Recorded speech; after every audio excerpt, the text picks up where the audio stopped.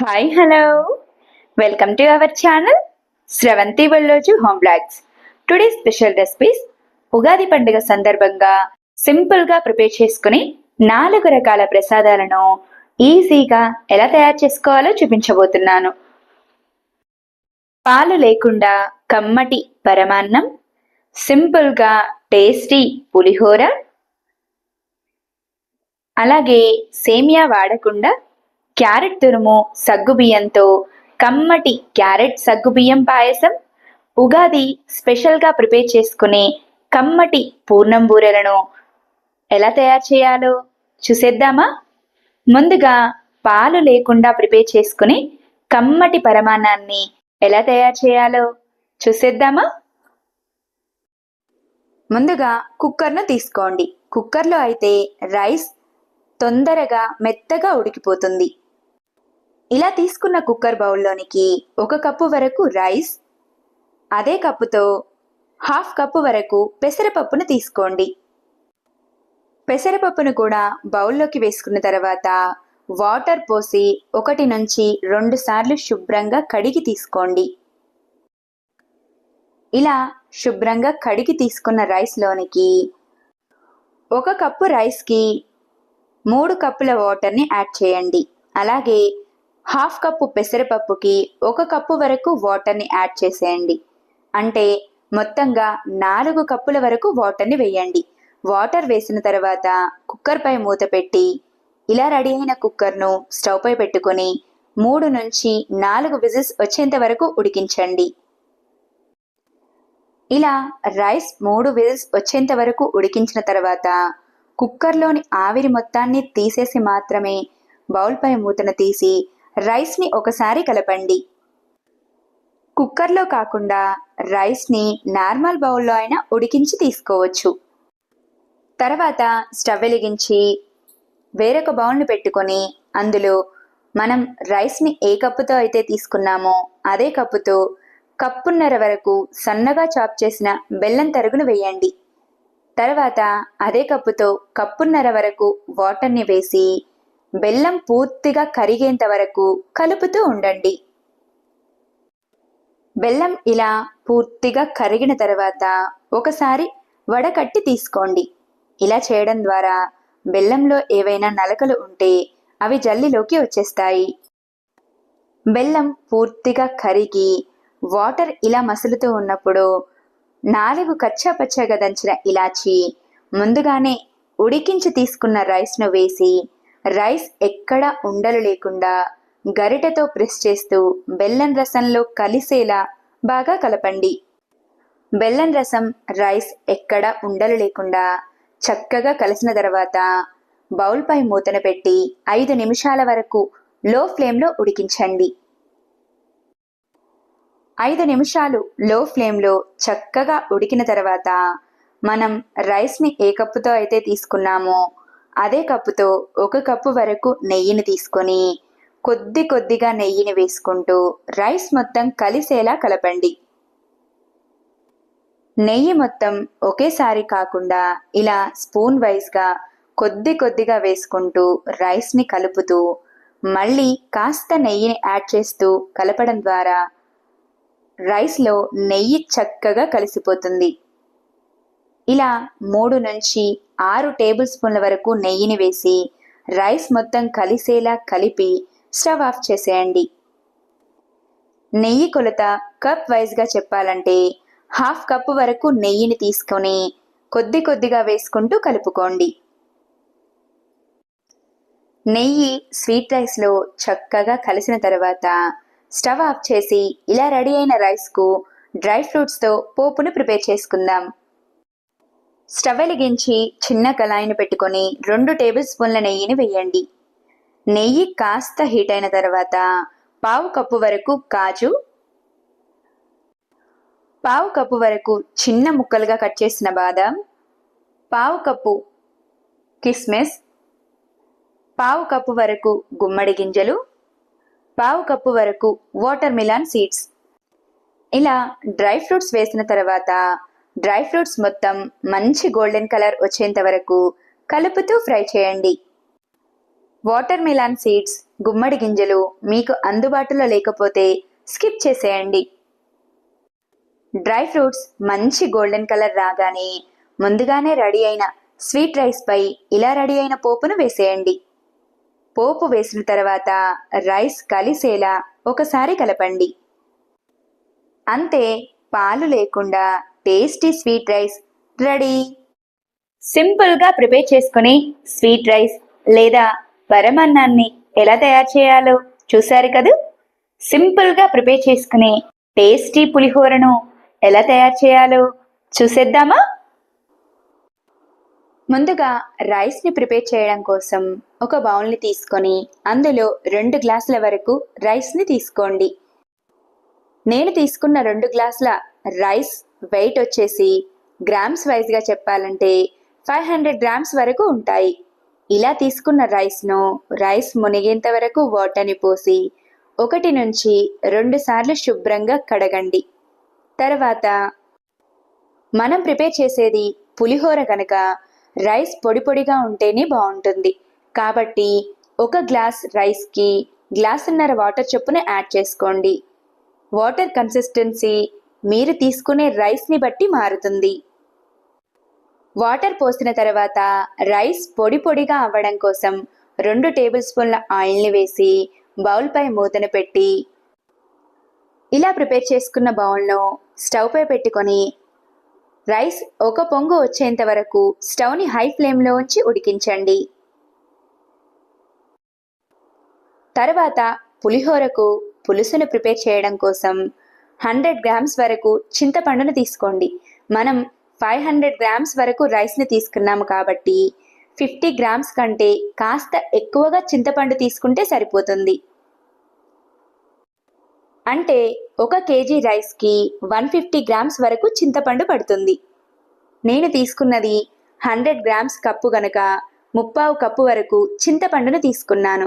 ఇలా తీసుకున్న చింతపండును వేరొక బౌల్లోకి వేసుకొని ఒకసారి శుభ్రంగా కడిగి చింతపండు మునిగేంత వరకు వాటర్ని పోసి అలాగే చింతపండు త్వరగా నానేందుకు 1 స్పూన్ సాల్ట్ను వేసి బౌల్పై మూతను పెట్టి పక్కన పెట్టండి. రైస్ ఒక పొంగు రాగానే స్టవ్ని లో ఫ్లేమ్లో ఉంచి ఉడికిస్తే రైస్ పొడి పొడిగా ఇలా రెడీ అయిపోతుంది. ఇలా రెడీ అయిన రైస్ను పక్కన పెట్టి ముందుగానే నానబెట్టుకున్న చింతపండు రసం మొత్తం బౌల్లోకి వచ్చేలా చేతితో గట్టిగా ప్రెస్ చేస్తూ కలుపుతూ ఉండండి. ఇలా రెడీ అయిన చింతపండు రసాన్ని బౌల్లో స్ట్రైనర్ను పెట్టి వడపోయండి. ఇదే విధంగా 1 నుంచి 2 సార్లు కొద్దిగా వాటర్ని పోస్తూ చింతపండుని గట్టిగా ప్రెస్ చేస్తూ ఇలా వచ్చిన చింతపండు గుజ్జుని స్ట్రైనర్లో పోసి వడగట్టి తీసుకోండి. ఇలా రెడీ అయిన చింతపండు రసాన్ని స్టవ్పై పెట్టుకొని అందులో 1 స్పూన్ పసుపు, రుచికి తగినంత ఉప్పు, 5 నుంచి 10 పచ్చిమిర్చిని చాకుతో కట్స్ పెట్టి వేసుకోండి. అలాగే 1 స్పూన్ ఆయిల్,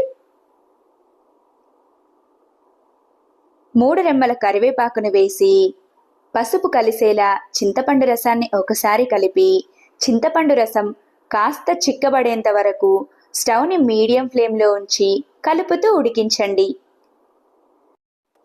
చింతపండు రసం ఇలా ఉడుకుతూ ఉన్నప్పుడు ముందుగానే ఉడికించి తీసుకున్న రైస్ను వెడల్పుగా ఉన్న ప్లేట్లోకి కానీ బేషన్లోకి కానీ రైస్ను పొడి పొడిగా చేస్తూ వేసుకోండి.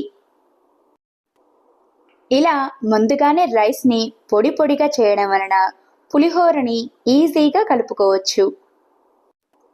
చింతపండు రసం ఇలా చిక్కబడిన తర్వాత ముందుగానే ప్రిపేర్ చేసి పెట్టుకున్న రైస్లోనికి చింతపండు రసాన్ని యాడ్ చేసుకోండి. చింతపండు రసం వేసుకున్న తర్వాత పులిహోరకి పోపుని ప్రిపేర్ చేసుకుందాం. స్టవ్ వెలిగించి చిన్న కళాయిని పెట్టుకొని 2 టేబుల్ స్పూన్ల ఆయిల్ని వేయండి. ఆయిల్ కాస్త హీట్ అయిన తర్వాత 1 స్పూన్ జీలకర్ర, 1 స్పూన్ ఆవాలు, 2 టేబుల్ స్పూన్ల శనగపప్పు, 1 స్పూన్ మినప్పప్పు, 5 నుంచి 10 వరకు కట్స్ పెట్టిన ఎండుమిర్చి, 1/4 కప్పు వరకు పల్లీలను వేసి పల్లీలు లైట్ గోల్డెన్ కలర్ వచ్చేంత వరకు కలుపుతూ ఫ్రై చేయండి. పల్లీలు లైట్ గోల్డెన్ కలర్ రాగానే 3 రెమ్మల కరివేపాకును వేసి కరివేపాకు కాస్త చిటపటలాడేంత వరకు ఫ్రై చేయండి. కరివేపాకు కాస్త ఫ్రై అయిన తర్వాత చిటికెడంత ఇంగువను వేసి ఇలా రెడీ అయిన పోపును ముందుగానే ప్రిపేర్ చేసి పెట్టుకున్న రైస్ బౌల్పై వేసుకొని పులిహోర పులుసు పోపు కలిసేలా రైస్ని బాగా కలపండి. అంతే, ఎంతో టేస్టీగా ఉండే పులిహోర రెడీ అయిపోతుంది. సింపుల్గా టేస్టీ పులిహోరను ఎలా ప్రిపేర్ చేసుకోవాలో చూశారు కదా. తర్వాత కమ్మటి పూర్ణం బూరెలను పక్కా కొలతలతో వంట రాని వాళ్ళు కూడా ఈజీగా ప్రిపేర్ చేసే విధంగా సింపుల్గా ఎలా తయారు చేయాలో చూసేద్దామా. ముందుగా పూర్ణాల ప్రిపరేషన్ కోసం కాస్త వెడల్పుగా ఉన్న బౌల్ని తీసుకొని అందులోకి శనగపప్పును వేసుకోండి. శనగపప్పు వెయిట్ వచ్చేసి 500 గ్రామ్స్ వరకు తీసుకున్నాను. ఇలా తీసుకున్న శనగపప్పును పప్పు మునిగేంత వరకు వాటర్ని పోసి 1 నుంచి 2 సార్లు శుభ్రంగా కడిగి తీసుకోండి. ఇలా శుభ్రంగా కడిగి తీసుకున్న శనగపప్పులోనికి మళ్ళీ పప్పు మునిగేంత వరకు వాటర్ని పోసి 1 గంట పాటు పక్కన పెట్టండి. శనగపప్పుని పూర్ణాలను ప్రిపేర్ చేసే 1 గంట ముందుగా నానబెట్టి తీసుకున్నారంటే చక్కగా ఉడుకుతుంది. లేదంటే పప్పు ఉడకడానికి ఎక్కువగా టైం పడుతుంది. కాబట్టి పూర్ణాలను ప్రిపేర్ చేసే ముందుగా 1 గంట పాటు పప్పుని నానబెట్టుకొని తీసుకోండి. శనగపప్పు చక్కగా నానిన తర్వాత పప్పు చక్కగా నానిందో లేదో తెలుసుకోవడానికి ఇలా కొద్దిగా శనగపప్పును చేతిలోకి తీసుకొని వేలితో కాస్త ప్రెస్ చేశారంటే పప్పు ఈజీగా కట్ అయిపోవాలి. ఇలా అయితే పప్పు పర్ఫెక్ట్గా నానినట్టు. తర్వాత పప్పుని ఉడికించడం కోసం కుక్కర్ను తీసుకోండి. ముందుగా నానబెట్టిన శనగపప్పును వాటర్తో సహా వేసేయండి. మీరు నార్మల్ బౌల్లోనైనా పప్పుని ఉడికించుకొని తీసుకోవచ్చు. తక్కువ టైంలో పప్పు చక్కగా ఉడికిపోవాలంటే ఇలా కుక్కర్ బౌల్లో వేసుకొని 1 నుంచి 3 విజిల్స్ వచ్చేంత వరకు ఉడికించండి. పప్పు చక్కగా ఉడికేలోగా పప్పు క్వాంటిటీకి సరిపడా అంటే 500 గ్రామ్స్ వరకు పప్పును తీసుకున్నాము కాబట్టి 500 గ్రామ్స్ వరకు బెల్లాన్ని తీసుకోండి. ఇలా తీసుకున్న బెల్లాన్ని చిన్న ముక్కలుగా కానీ మీడియం సైజు ముక్కలుగా కానీ సన్నని తురుములా కానీ చాకుతో కట్ చేసి తీసుకోండి. బెల్లాన్ని ఇలా సమానంగా తీసుకుంటేనే స్వీట్ అనేది పర్ఫెక్ట్గా సరిపోతుంది. మీరు స్వీట్ తక్కువగా తినేవారైతే కాస్త బెల్లాన్ని తగ్గించుకొని కూడా వేసుకోవచ్చు. బెల్లాన్ని ఇలా కట్ చేసుకున్న తర్వాత పిండి కలపడం కోసం కాస్త వెడల్పుగా ఉన్న బౌల్ని తీసుకొని అందులోకి 500 గ్రామ్స్ వరకు గోధుమ పిండిని తీసుకోండి. మీ ఇష్టాన్ని బట్టి సగం గోధుమ పిండిని సగం మైదా పిండిని కూడా తీసుకోవచ్చు, లేదా అచ్చంగా మైదా పిండినైనా తీసుకోవచ్చు. నేను హెల్తీగా పూర్ణాలను ప్రిపేర్ చేస్తున్నాను కాబట్టి గోధుమ పిండితో ప్రిపేర్ చేస్తున్నాను.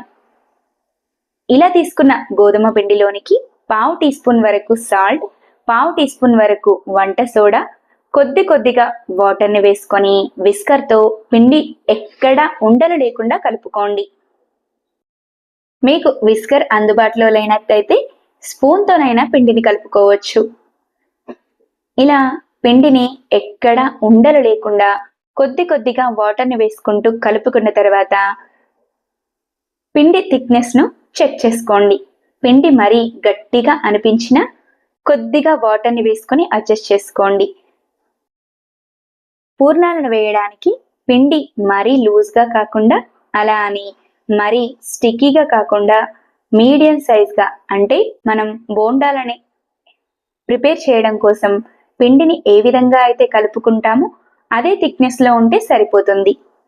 పిండి ఇలా చక్కగా ఎక్కడ ఉండలు లేకుండా కలిసిన తర్వాత బౌల్పై మూతను పెట్టి పక్కన పెట్టండి. ఈలోగా పప్పు చక్కగా ఉడికిపోయి ఉంటుంది. ఇలా ఉడికిన కుక్కర్లోని ఆవిరి మొత్తం పోయిన తర్వాత బౌల్పై మూతను తీసి పప్పు ఉడికిందో లేదో చెక్ చేసుకోండి. ఇలా కాస్త పప్పుని చేతిలోకి తీసుకొని గట్టిగా ప్రెస్ చేశారంటే మెత్తగా అయిపోవాలి.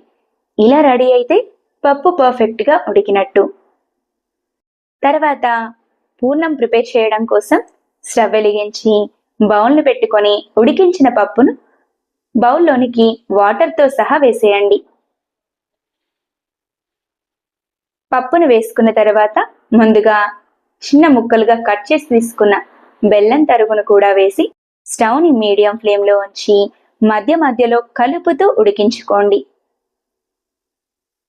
బెల్లం పూర్తిగా కరిగి వాటర్ రిలీజ్ అవుతూ ఉన్నప్పుడు స్టవ్ని మీడియం ఫ్లేమ్లో ఉంచి గరిటెతో పప్పును గట్టిగా ప్రెస్ చేస్తూ కలుపుకోండి. పప్పును ఇలా ప్రెస్ చేస్తూ కలుపుకుంటేనే బెల్లం ముక్కలు పూర్తిగా కరిగి పప్పు కూడా కాస్త మెత్తపడి మిశ్రమమంతా చక్కగా రెడీ అవుతుంది. పూర్ణం మిశ్రమం చక్కగా రెడీ అయింది అని తెలుసుకోవడానికి బెల్లం రసమంతా పప్పు చక్కగా అబ్జర్వ్ చేసుకొని ఇలా బౌల్ అడుగు భాగం కనబడుతూ ఉంటుంది. ఇలా మిశ్రమమంతా చిక్కబడిన తర్వాత పూర్ణం మంచి ఫ్లేవర్ కోసం 4 నుంచి 5 కచ్చా పచ్చగా దంచిన ఇలాచీలను వేసుకొని పూర్ణం మిశ్రమం మొత్తం కలిసేలా బాగా కలుపుకొని స్టవ్ ఆఫ్ చేసేయండి. స్టవ్ ఆఫ్ చేసిన తర్వాత ఈ పప్పు మిశ్రమాన్ని మొత్తం పూర్తిగా చల్లారేంత వరకు పక్కన పెట్టండి. పూర్ణం మిశ్రమం మాత్రం తప్పనిసరిగా వీడియోలో చూపించిన విధంగా పర్ఫెక్ట్ థిక్ కన్సిస్టెన్సీలోకి వచ్చేలా చూసుకోండి. ఇలా అయితేనే పూర్ణం బూరెలు పర్ఫెక్ట్గా కుదురుతాయి. పప్పులో వాటర్ ఎక్కువగా అయి ఏమాత్రం లూజుగా అయినా పూర్ణం మిశ్రమం పూర్తిగా చల్లారిన తర్వాత కానీ కొద్దిసేపు ఫ్రిడ్జ్లో పెట్టి కానీ ఉండలను ప్రిపేర్ చేసుకోండి. ఇలా పూర్తిగా చల్లారిన పూర్ణం మిశ్రమాన్ని కొద్దిగా చేతిలోకి తీసుకుంటూ మీకు నచ్చిన సైజుల్లో చిన్న చిన్న లడ్డూల్లా చుట్టుకోండి. ఇదే విధంగా తయారు చేసి పెట్టుకున్న పూర్ణం మిశ్రమం మొత్తాన్ని చిన్న చిన్న బాల్స్లా చుట్టుకొని ప్లేట్లోకి పెట్టేసేయండి. పూర్ణాలను ప్రిపేర్ చేయడం కోసం స్టవ్ వెలిగించి కళాయిని పెట్టుకొని డీప్ ఫ్రైకి సరిపడా ఆయిల్ని హీట్ చేయండి. తర్వాత ముందుగానే కలిపి పెట్టుకున్న పిండి మిశ్రమాన్ని మరొకసారి మొత్తం కలిసేలా బాగా కలుపుకోండి. పూర్ణం బూరెలను 2 రకాలుగా ప్రిపేర్ చేసుకోవచ్చు. ముందుగా చుట్టి పెట్టుకున్న బాల్స్ని పిండి మిశ్రమంలోనికి వేసుకొని తర్వాత ఒక చిన్న స్పూన్ను తీసుకొని పిండి మొత్తం బాల్స్కి అప్లై అయ్యేలా టర్న్ చేసుకొని ఇలా అయినా పూర్ణాలను వేసుకోవచ్చు.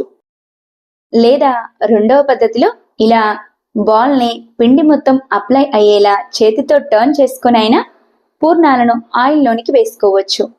నేను చూపించిన 2 రకాల పద్ధతులలో మీకు నచ్చిన పద్ధతిలో హీట్గా ఉన్న ఆయిల్లోనికి పూర్ణాలను ఒక్కొక్కటిగా వేసుకొని స్టవ్ని మీడియం ఫ్లేమ్లో ఉంచి కలుపుతూ ఫ్రై చేసుకోండి. అయితే పూర్ణాలను ఆయిల్లో వేయగానే కలపకుండా అలాగే 2 నుంచి 3 నిమిషాల వరకు వదిలేయండి. ఇలా వదిలేయడం ద్వారా పూర్ణం పగలకుండా చక్కగా ఫ్రై అవుతుంది. ఇలా చక్కగా ఫ్రై అయిన పూర్ణాలను 2 వైపులా మంచి గోల్డెన్ కలర్ వచ్చేంత వరకు కలుపుతూ ఫ్రై చేసుకొని ఆయిల్ రాకుండా బౌల్లోనికి తీసుకోండి. ఇదే విధంగా మిగిలి ఉన్న బాల్స్ అన్నింటినీ పిండిలో వేసి అన్ని వైపులా పిండి అంటుకునేలా స్పూన్తో గాని చేత్తో గాని టర్న్ చేసుకుంటూ ఆయిల్లోకి ఒక్కొక్కటిగా వేసుకొని మంచి గోల్డెన్ కలర్ వచ్చేంత వరకు కలుపుతూ ఫ్రై చేసుకొని ఆయిల్ రాకుండా బౌల్లోనికి తీసుకోండి. సింపుల్గా టేస్టీగా పూర్ణాలు రెడీ. పక్కా కొలతలతో సింపుల్గా టేస్టీగా వంట రాని వాళ్ళు కూడా ఈజీగా ప్రిపేర్ చేసుకునే విధంగా పూర్ణం బూరెలు లేదా పూర్ణాలను ఎలా తయారు చేసుకోవాలో చూశారు కదా. తర్వాత సేమియా లేకుండా కేవలం సగ్గుబియ్యం క్యారెట్ తురుముతో సింపుల్గా టేస్టీగా కమ్మటి పాయసాన్ని ఎలా తయారు చేయాలో చూసేద్దామా. పాయసాన్ని ప్రిపేర్ చేయడం కోసం స్టవ్ వెలిగించి బౌల్ను పెట్టుకొని 2 నుంచి 3 టేబుల్ స్పూన్ల వరకు నెయ్యిని వేసుకోండి. నెయ్యి పూర్తిగా కరిగిన తర్వాత డ్రై ఫ్రూట్స్ని యాడ్ చేసుకోండి. డ్రై ఫ్రూట్స్ అనేవి మీ ఇష్టాన్ని బట్టి మీకు అందుబాటులో ఉన్న డ్రై ఫ్రూట్స్ని వేసుకోవచ్చు. నేనైతే పావు కప్పు వరకు కిస్మిస్, పావు కప్పు వరకు కాజు, పావు కప్పు వరకు బాదం పలుకులను వేసి స్టవ్ని మీడియం ఫ్లేమ్లో ఉంచి డ్రై ఫ్రూట్స్ అన్నీ మంచి గోల్డెన్ కలర్ వచ్చేంత వరకు కలుపుతూ ఫ్రై చేసుకోండి. డ్రై ఫ్రూట్స్ చక్కగా ఫ్రై అయి మంచి గోల్డెన్ కలర్ రాగానే నెయ్యి రాకుండా బౌల్లోనికి తీసుకోండి. తర్వాత అదే నెయ్యిలోనికి సన్నగా తురిమి పెట్టుకున్న 1 కప్పు వరకు క్యారెట్ తురుమును వేసుకోండి. క్యారెట్ తురుము మొత్తం వేసుకున్న తర్వాత స్టవ్ని మీడియం ఫ్లేమ్లో ఉంచి కలుపుతూ ఫ్రై చేసుకోండి. మీరు తీసుకున్న క్యారెట్ తురుము క్వాంటిటీని బట్టి పాలను కానీ బెల్లాన్ని కానీ పెంచుకొని వేసుకోండి. నేను తీసుకున్న 1 కప్పు క్యారెట్ తురుముకు సరిపడా కొలతలన్నీ అదే కప్పుతో కొలుచుకొని తీసుకుంటున్నాను. ఇలా నెయ్యిలోకి వేసిన క్యారెట్ తురుము పచ్చివాసన పోయేంత వరకు కలుపుతూ ఫ్రై చేసుకోండి. క్యారెట్ చక్కగా ఫ్రై అవ్వకపోతే పాయసం అంత టేస్టీగా ఉండదు. కాబట్టి వీలైనంత మేరకు స్టవ్ని లో ఫ్లేమ్లో ఉంచి మాత్రమే కలుపుతూ పచ్చివాసన పోయేంత వరకు ఫ్రై చేసుకోండి. క్యారెట్ తురుము ఇలా చక్కగా ఫ్రై అయిన తర్వాత మరొక ప్లేట్లోనికి తీసుకోండి. ఇదే విధంగా బౌల్లో ఉన్న క్యారెట్ తురుమును మొత్తం ప్లేట్లోకి తీసుకున్న తర్వాత అదే ప్యాన్లోనికి 1/2 లీటర్ వరకు చిక్కటి పాలను పోసుకోండి. నేను చిక్కటి డైరీ పాలను తీసుకుంటున్నాను. మీకు అందుబాటులో ఉన్న మిల్క్ ప్యాకెట్ పాలను కూడా తీసుకోవచ్చు. ఇలా తీసుకున్న పాలను బౌల్లోనికి వేసుకొని పాలు చిక్కదనాన్ని బట్టి కొద్దిగా వాటర్ని యాడ్ చేసుకోండి. నేను పెద్ద సైజుగా ఉన్న 1 కప్పు వరకు వాటర్ని యాడ్ చేసుకున్నాను. ఇలా పాలల్లోకి వాటర్ వేసుకున్న తర్వాత స్టవ్ని హై ఫ్లేమ్లో ఉంచి పాలను మసలనివ్వండి. పాలు ఇలా మసులుతూ ఉన్నప్పుడు పాయసం మంచి ఫ్లేవర్ కోసం 4 కచ్చా పచ్చాగా దంచిన ఇలాచీలను వేసుకోండి. ఇలాచీలను వేసుకున్న తర్వాత స్టవ్ని మీడియం ఫ్లేమ్లో ఉంచి పాలను చక్కగా మసలనివ్వండి. పాలు ఇలా చక్కగా మసులుతూ ఉన్నప్పుడు 1/2 కప్పు వరకు నానబెట్టిన సగ్గు బియ్యాన్ని మసులుతున్న పాలల్లోకి యాడ్ చేసుకోండి. సగ్గు బియ్యాన్ని ముందుగానే నేను నానబెట్టి తీసుకున్నాను. సగ్గు బియ్యం కొలత కూడా పర్ఫెక్ట్గా అర్థమవ్వాలి అంటే క్యారెట్ తురుము తీసుకున్న కప్పుతోనే సగం కప్పు వరకు సగ్గు బియ్యాన్ని తీసుకొని 1 గంట ముందుగానే నానబెట్టి తీసుకోండి. ఇలా తీసుకున్న సగ్గు బియ్యాన్ని పాలల్లోకి వేసుకోండి. సగ్గు బియ్యాన్ని నానబెట్టి తీసుకోవడం ద్వారా త్వరగా ఉడుకుతాయి. తర్వాత ముందుగానే ఫ్రై చేసి ప్లేట్లోకి తీసుకున్న క్యారెట్ తురుమును కూడా పాలల్లోకి వేసుకొని స్టవ్ని లో ఫ్లేమ్లో ఉంచి కలుపుతూ ఉడికించుకోండి. సగ్గు బియ్యాన్ని ముందుగానే నానబెట్టి తీసుకున్నాము కాబట్టి ఉడకడానికి ఎక్కువగా టైం పట్టదు. స్టవ్ని లో ఫ్లేమ్లో ఉంచి 5 నిమిషాల వరకు కలుపుతూ ఉడికిస్తే సరిపోతుంది. సగ్గుబియ్యం చక్కగా ఉడికాయి అని తెలుసుకోవడానికి ఇలా పాయసాన్ని కలుపుతూ ఉన్నప్పుడు సగ్గుబియ్యం మొత్తం ట్రాన్స్పరెంట్గా అయిపోతాయి. లేదా కొద్దిగా సగ్గుబియ్యాన్ని చేతిలోకి తీసుకొని కాస్త ప్రెస్ చేశారంటే సగ్గుబియ్యం మొత్తం మెత్తగా అయిపోతాయి. ఇలా అయితే పర్ఫెక్ట్గా ఉడికినట్టు. ఇలా పర్ఫెక్ట్గా ఉడికిన పాయసంలోనికి మీ ఇష్టాన్ని బట్టి చక్కెరను కానీ తేనెను కానీ బెల్లాన్ని కానీ వేసుకోవచ్చు.